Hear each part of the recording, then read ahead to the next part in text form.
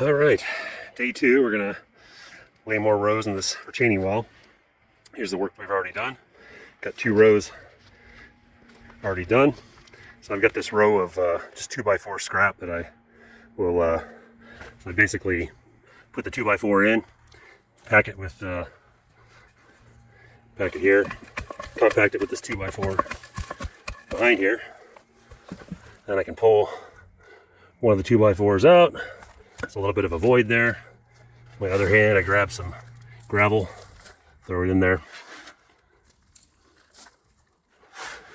Just so we got about 2 inches right against the 2x4, and actually there's some rot there, so I'll just go ahead and pack the rot with gravel. Hopefully that's better than clay,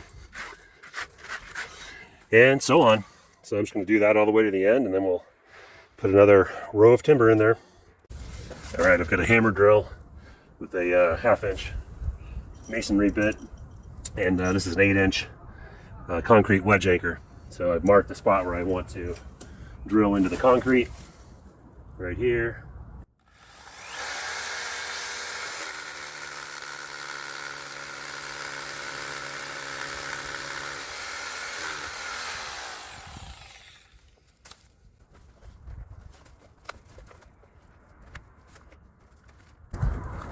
I've already drilled that hole out,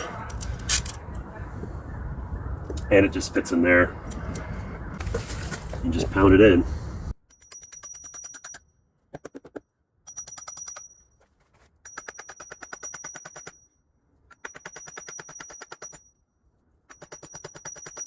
Just enough to bury the sleeve.